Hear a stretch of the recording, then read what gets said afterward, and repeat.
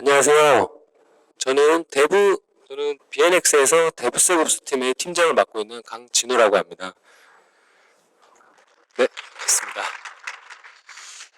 오늘 저는 전 세계 팬들이 모일 수 있는 플랫폼 만들기라는 제목으로 저희가 서비스 오픈 후에 겪었던 이슈들 중에서 특히 트래픽과 관련된 이슈에 대해서 이야기를 한번 하려고 합니다. 갑작스럽게 들어오는 트래픽을 처리하기 위해 저희가 어떤 고민들을 했고, 그리고 지금은 어떻게 그 문제들을 해결하고 있는지 공유를 통해서 저희처럼 순간적으로 많은 트래픽이 인입되는 서비스를 운영하는 곳에 조금이나마 도움이 되었으면 좋겠습니다. 먼저 저에 대한 소개를 하려고 합니다. DevOps 엔지니어, 시스템 엔지니어, 퍼포먼스 엔지니어라고 써있는데 이 세 가지 역할은 모두 제가 지금 하고 있는 역할이기도 하고 앞으로 더 잘하고 싶은 역할들이기도 합니다. 그리고 제가 글쓰기를 좋아해서 브런치라는 서비스에 제가 알고 있는 기술에 대한 여러 가지 글들을 쓰고 있고 정말 좋은 기회를 얻어서 제 이름으로 된 책도 한 권 가지고 있습니다. 혹시 저 책을 읽어보신 분이 계실까요? 네. 아예 없진 않네요. 정말 다행입니다. 제가 현재 몸담고 있는 회사는 BNX라는 회사입니다.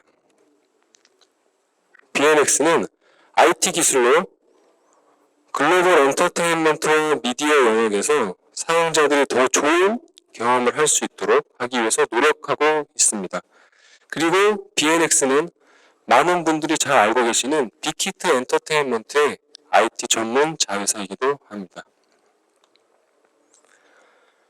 저희 회사는 현재 위플리와 위버스라는 두 개의 서비스를 런칭하고 운영하고 있습니다.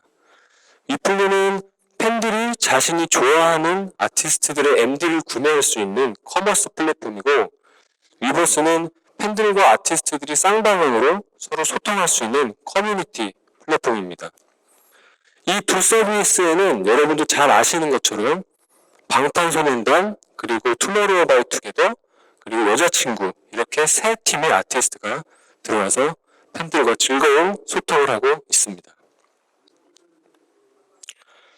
그런데 저희 서비스는 조금 다른 트래픽 패턴을 보이고 있습니다. 보통 트래픽 패턴이라고 하면 시간의 흐름에 따라서 낮아지거나 높아지는 형태를 이야기하는데요. 저희는 그것과 조금 다른 트래픽 패턴을 보이고 있습니다. 지금 보고 계시는 화면은 클라우드 와치를 통해서 볼 수 있는 ALB의 분당 요청 그래프입니다. 단위가 분당이기 때문에 사실은 굉장히 큰 값이고요. 특히도 이 그래프는 저희가 운영하고 있는 위버스의 ALB 리퀘스트 카운트입니다. 보시면 아시겠지만 평상시에는 굉장히 낮은 상태이다가 순간적으로 엄청난 양의 트래픽이 인입되는 것을 보실 수 있습니다. 이 슬라이드를 만든 게 대략 보름쯤 전이니까 지금은 이것보다 더 큰 트래픽이 들어옵니다. 정확한 수치는 이 그래프에선 270만 분당 요청입니다. 그러니까 1분에 270만 개의 요청이 순간적으로 들어오게 되는 거죠. 그리고 평상시와 비교하면 거의 100배 정도의 트래픽 상승을 보여주고 있습니다. 서비스를 오픈을 한 다음에 운영을 하는 중간에 저 그래프를 보고 저희는 굉장히 큰 고민을 하기 시작했습니다.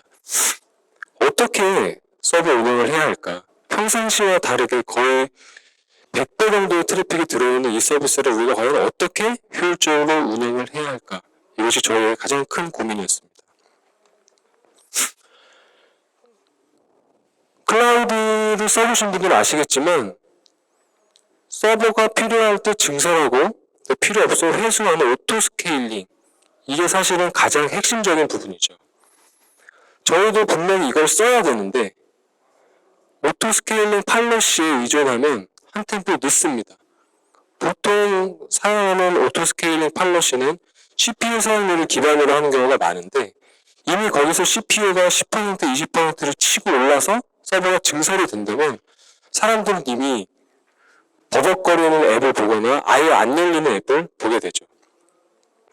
그렇다고 해서 그 한순간을 위해서 언제 발생할지도 모를 그 한순간을 위해서 이 수많은 서버를 운영할 수도 없는 노릇이었습니다.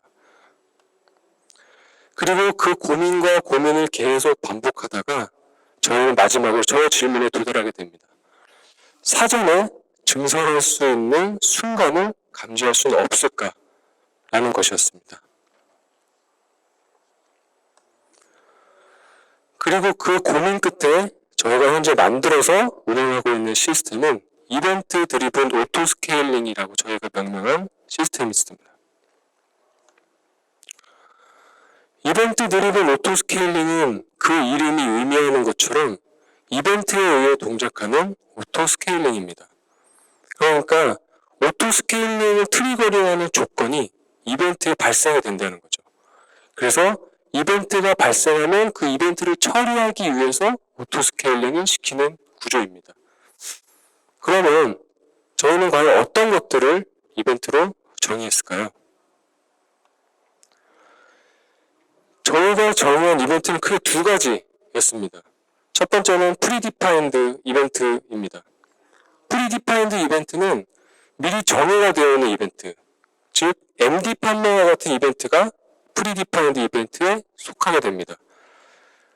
특정 아티스트의 MD를 판매하는 것은 언제 판매할지 미리 정해놓기 때문에 언제 발생할지 저희가 알고 있고 그 판매 이벤트에 대해서 사전 대응이 가능하다는 특징을 가지고 있습니다. 반대로 언디파인드 이벤트의 경우에는 미리 정의되어 있지 않는 이벤트입니다. 예를 들면 아티스트의 글 작성과 같은 이벤트들이 여기에 속하게 됩니다. 아티스트 분들이 언제 어떤 글을 쓸지 저희가 알 수 없기 때문에 사실상 사전 대응이 불가능하다는 특징을 가지고 있습니다. 그럼 먼저 이 두 가지 이벤트들 중에 프리디파인드 이벤트에 대해서 살펴보겠습니다.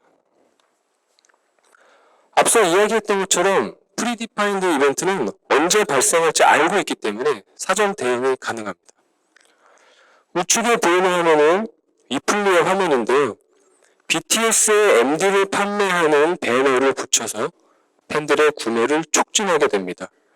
이렇게 아티스트의 MD를 판매하는 이벤트는 언제 판매를 시작할지 미리 정해놓기 때문에 이벤트가 시작하기 전에 저희가 미리 알 수 있고 사전 증설해서 대응할 수 있습니다. 보고 계시는 화면은 프리디파인드 이벤트의 대응을 위해 구축된 시스템 구성도입니다. 여기에는 AWS 람다와 오토스케일링 그룹 API가 사용되었습니다. 핵심은 사람의 개입이 최소화된 자동화 시스템입니다. 미리 알고 있고 사전 대응이 가능하다고 해서 이벤트 알림을 면대면으로 하거나 그 기획 조직과 운영 조직이 직접 사람들이 만나서 이런 이벤트가 있다는 걸 이야기를 하거나 서버 증설 작업을 수작업으로 하게 되면 업무 효율성이 떨어지죠. 그리고 수작업이 들어가는 과정에서 실수가 발생할 수 있게 됩니다. 시스템의 동작 과정을 하나하나 살펴보겠습니다. 먼저 이벤트를 기획하는 기획 조직에서는 이벤트를 구글 캘린더에 등록합니다. 그리고 람다 함수가 주기적으로 호출되면서 캘린더에서 특정한 조건에 맞는 이벤트들을 조회하게 됩니다. 이때의 조회 조건은 예를 들면 현 시간을 기준으로 몇 분, 몇 시간 이내에 발생하게 될 이벤트가 있는지 이런 것들이 조건이 되죠. 람다 함수가 조건에 맞는 이벤트를 찾아내게 되면 오토스케일링 API를 호출해서 그룹의 값들을 수정해 주는데요. 이때 desired와 min, max 이렇게 세 가지 값을 수정해서 오토스케일링이 동작하게 합니다. 그리고 마지막으로 람다 함수는 오토스케일링 API를 호출한 결과를 슬랙 채널에 전달합니다.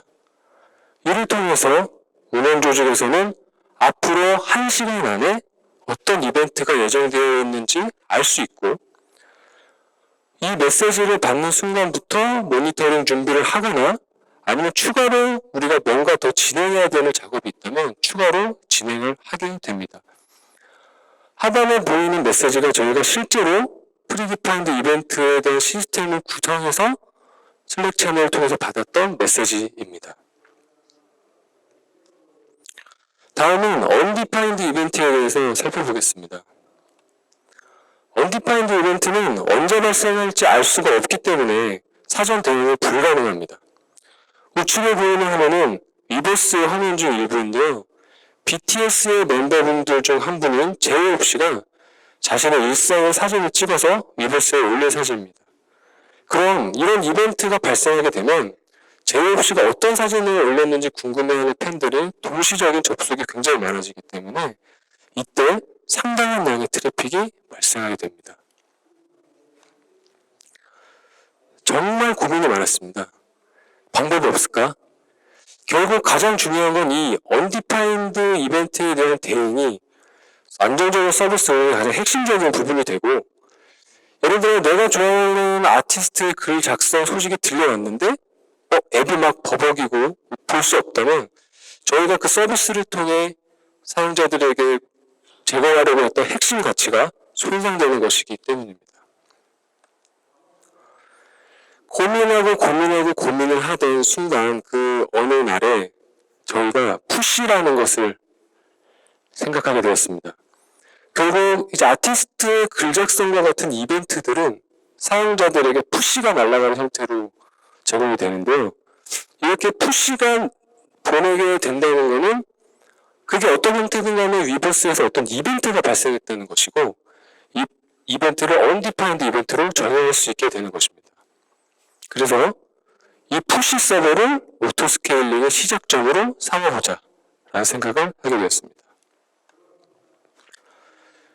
보시는 시스템 구성도는 undefined 이벤트 대응을 위한 시스템 구성도입니다. 여기에는 AWS API 게이트웨이와 EC2, 람다, 오토스케일링 그룹 API가 사용되었습니다. 그럼 동작 과정을 하나씩 살펴보겠습니다. undefined 이벤트가 발생하게 되면 푸시 서버는 푸시를 보내게 됩니다.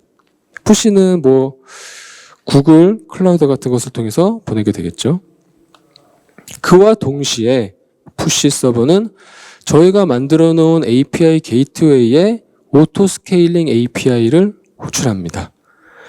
이 과정은 비동기적으로 이루어지기 때문에 푸시 발송을 하고 동시에 API를 호출하게 됩니다. 그리고 API 게이트웨이는 람다 함수를 호출하게 됩니다.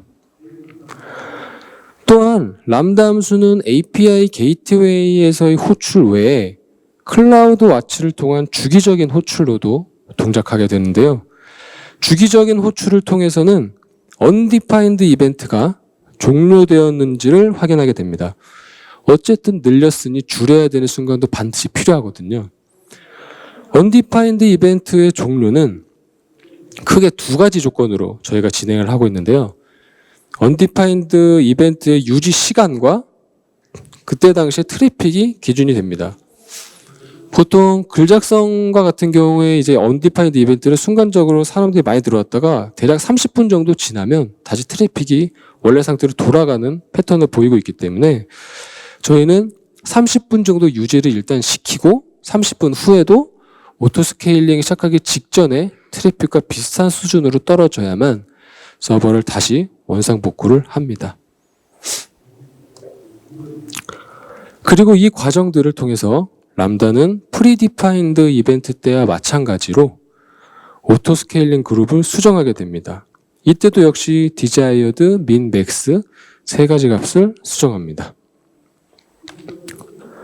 마지막으로 람다는 오토스케일링 작업 결과를 슬랙 채널을 통해서 공유합니다.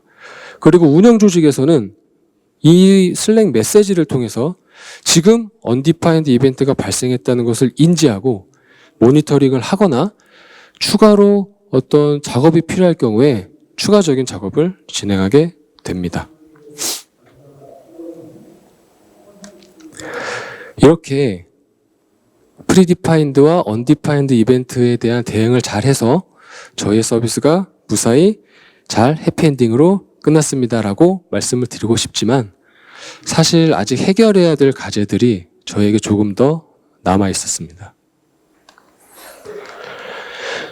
먼저 오토스케일링을 통해서 서버가 증설되는 시간을 어찌되었든 최소화해야 됐고요.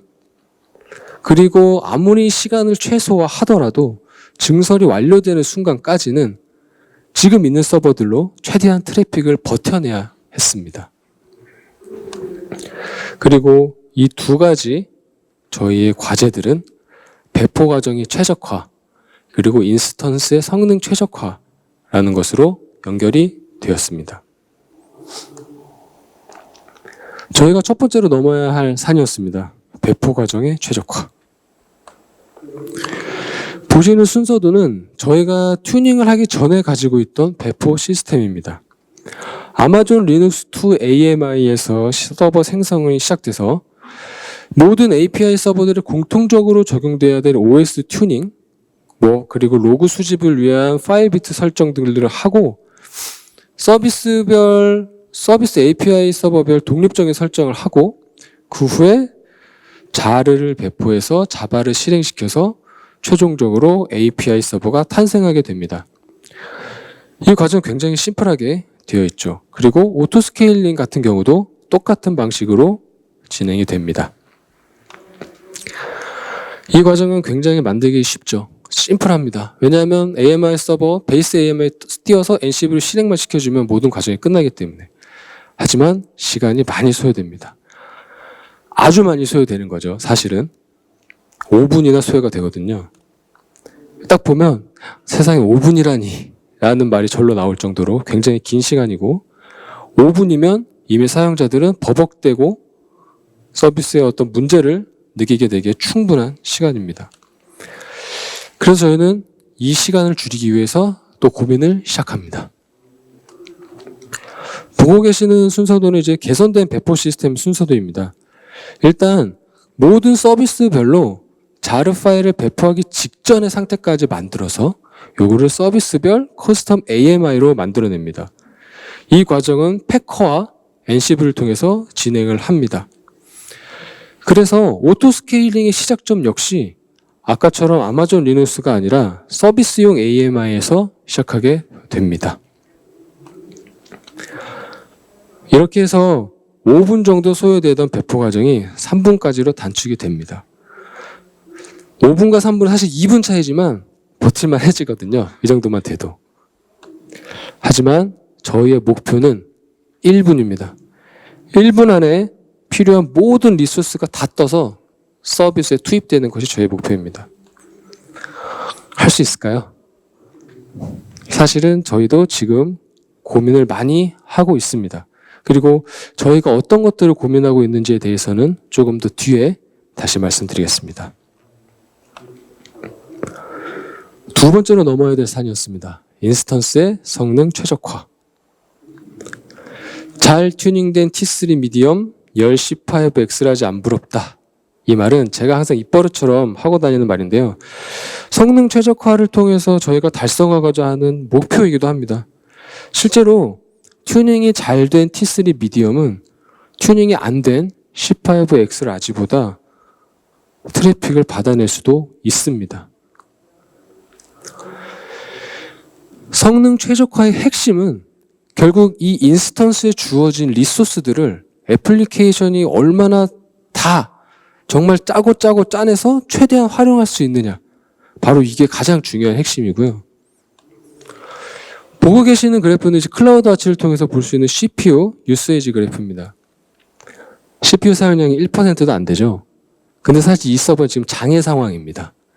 1%도 안 되는 CPU지만 튜닝이 안 된 상태로 들어갔기 때문에 더 이상 서비스 트래픽을 받아내지 못합니다.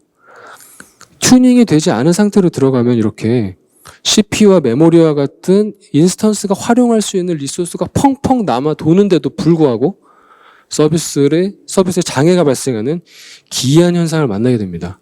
그래서 튜닝을 하게 되면 사실은 같은 인스턴스라도 10배 이상의 트래픽을 받아낼 수 있음에도 불구하고 튜닝을 하지 않아 10배 정도의 서버를 증설해서 대응하는 경우도 생깁니다. OS와 애플리케이션이 가지고 있는 디폴트 설정은 대부분 낮습니다. 그래서 OS의 디폴트 설정으로 인해 애플리케이션의 설정에 영향을 받지 않아야 합니다. 그렇게 하지 않으면 보시는 것처럼 too many open files 혹은 네트워크 백로그 Q가 풀이 차서 패킷이 드랍되는 현상들을 만나게 됩니다. 네, 해상도가 좋지 않아서 잘 안 보이실 텐데요. 이 화면은 저희가 사용하고 있는 sysctl 파일의 일부입니다. 빨간 네모로 표시된 부분들이 제가 특히 더 중요하게 생각하는 네트워크와 관련된 항목들입니다. 소켓의 백로그 설정, 소켓의 메모리 설정 등등 기본적인 OS 값보다 훨씬 크게 사용해서 하고 있습니다. 이를 통해서 애플리케이션이 더 많은 양의 리소스를 요청할 때 OS의 리미트에 걸리지 않고 OS가 정상적으로 자신의 리소스 바운더리 안에서, 그러니까 예를 들면 CPU나 메모리 안에서 문제없이 제공할 수 있도록 해주고 있습니다. 그리고 보시는 화면은 OS의 리미트 컴프 관련된 설정입니다. 이 설정은 애플리케이션이 만들어낼 수 있는 스레드 개수와 유지할 수 있는 네트워크 소켓 수에 직접적으로 영향을 주기 때문에 매우 중요한 설정입니다. 특히 NO 파일과 nproxy 같은 것들은 예를 들면 리눅스에서는 소켓 하나하나를 파일로 보기 때문에 NO 파일이 너무 작을 경우에는 too many open files 같은 에러를 만나게 됩니다. 그리고 아래에 제가 링크로 걸어놓은 사이트는 네트워크 성능 튜닝에 관련돼서 잘 정리가 되어 있는 사이트이기 때문에 기회가 되신다면 한 번씩 꼭 보시길 추천드립니다. 다음은 엔진엑스의 기본 설정 파일입니다. RPM으로 설치할 때는 조금 값이 다르긴 합니다만 소스 코드를 가지고 빌드를 하면 이 값을 보게 됩니다. 빨간색 네모로 되어 있는 부분 보이시죠? 엔진엑스 성능에 직접적으로 영향을 주는 가장 중요한 설정 값들 중 하나입니다. 워커 프로세스의 개수가 코어 수만큼 늘려줘야 하고요. 워커 커넥션도 충분히 늘려줘야 합니다. 특히 엔진엑스를 리버스 프록시로 사용하게 될 경우에 저 워커 커넥션은 클라이언트와의 연결을 위한 포인트, 그리고 워커가 백엔드와 연결하는 포인트, 그래서 한 번에 두 개의 커넥션을 잡아먹기 때문에 1024로 설정했어도 실제로 클라이언트로부터 받을 수 있는 커넥션은 512개밖에 안 됩니다. 그래서 이 값을 그대로 쓰면 C5 12X 라지를 가져와서 API 서버를 구성해도 장애가 납니다. 특히 이렇게 코어와 헤르츠가 높은 서버를 쓰면 CPU가 튀지도 않는데도 불구하고 장애가 나는 아까 말씀드렸던 그런 현상을 만나게 되죠. 다음 화면은 톰캣의 기본 설정 화면입니다. 빨간 네모로 되어 있는 부분이 톰캣 스레드 개수인데 톰캣이 처리할 수 있는 동시 접속자 수에 직접적으로 영향을 주기 때문에 이 값도 그대로 쓰면 아까 말씀드렸던 것처럼 C5 12X 라지를 가져와도 장애가 납니다.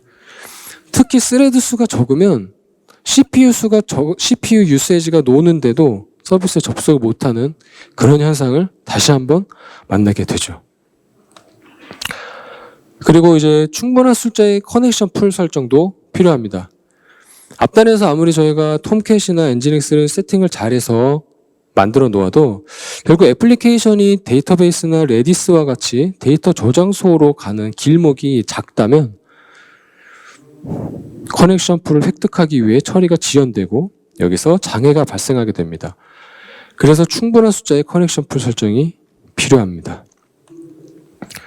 신경 써야 될 게 너무 많죠? 중요한 건 인스턴스의 CPU 코어 수에 맞게 그리고 메모리 용량에 맞게 설정하는 것이 중요합니다. 요즘에 사실은 메모리는 굉장히 큰 사이즈들, 기가바이트 단위의 인스턴스들을 기본적으로 사용하기 때문에 제 개인적인 생각으로는 메모리보다는 CPU 코어 수에 조금 더 초점을 맞춰서 튜닝하는 것이 더 효과적입니다. 이 화면은 저희가 사용하고 있는 톰캣의 스레드 설정 화면입니다. 최대 스레드는 2048개, 스페어 스레드도 1024개입니다. 어떻게 보면 스페어 스레드가 너무 많이 있는 게 아닌가 생각하실 수도 있는데 스페어 스레드가 적으면 트래픽이 순간적으로 들어올 때 스레드를 만들어야 되거든요. 이때 결국에는 여기서도 지연이 발생하기 때문에 스페어 스레드도 충분히 크게 주는 것이 좋습니다. 그리고 위에 네모칸에 있는 accept count는 네트워크 백로그 Q의 크기를 설정하는 건데 이 값 역시 충분히 커야 순간적으로 들어오는 트래픽을 잘 처리하고 드랍되지 않습니다. 이 값은 메모리랑 관련이 있지만 사실은 거의 킬로바이트 단위의 메모리이기 때문에 크게 값을 주어도 걱정하실 필요는 없습니다. 그리고 이 화면은 스프링 부트의 히카리 데이터 소스를 쓸 때 저희가 사용하고 있는 커넥션 풀 개수입니다. API 서버 대당 100개 정도의 커넥션 풀을 만들어서 사용하게 되어 있고요. 이 값은 RDS, 여러분이 사용하시는 RDS의 최대 커넥션 개수와 굉장히 밀접한 관련이 있기 때문에 잘 보고 사용하셔야 됩니다. 이 상태의 서버를 100대를 띄우게 되면 사실은 RDS 입장에서는 10,000개 정도의 커넥션을 처리하게 되는 거기 때문에 RDS의 맥스 커넥션 수가 어느 정도 되는지를 잘 보시고 설정하셔야 됩니다. 여기까지가 이제 숨가쁘게 달려온 성능 최적화와 관련된 내용입니다. 제가 오늘 언급한 내용들은 여기에 링크에는 엔진X 튜닝 관련된 가이드에도 있고요.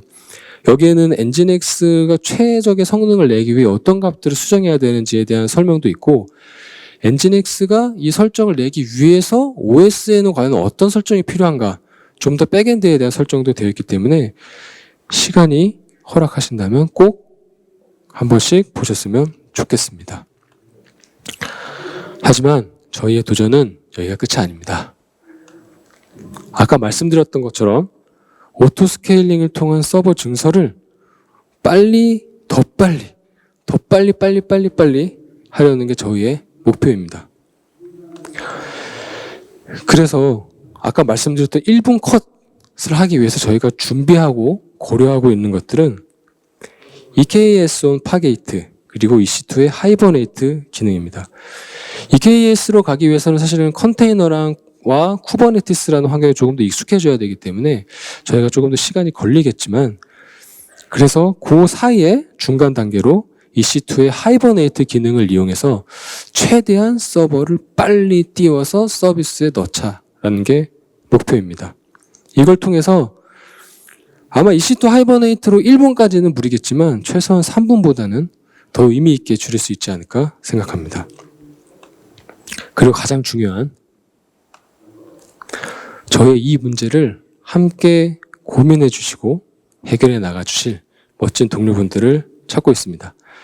제가 오늘 언급한 이 오토 스케일링 외에도 저희는 글로벌 엔터테인먼트 플랫폼이기 때문에 전 세계에서 발생하는 글로벌 지연 시간을 최소화하기 위한 플랫폼 설계, 그리고 좀 더 고도화된 배포 시스템 등등 아직도 해야 될 과제들이 너무 많습니다. 혹시 제 발표를 들으시고 재밌겠다, 도전해보고 싶겠다 라고 생각이 드시는 분들은 저에게 말씀을 해주시거나 원티드를 통해서 편하게 지원해 주시면 됩니다. 제가 준비한 발표 내용은 여기까지입니다. 혹시 질문 있으실까요? 네. 어떻게 유튜브부터 질문을 받아도 되나요? 네. 아니면 일단 제가 내려가면 저랑 같이 얘기를 좀 하시죠. 네. 여기서 마치겠습니다. 감사합니다.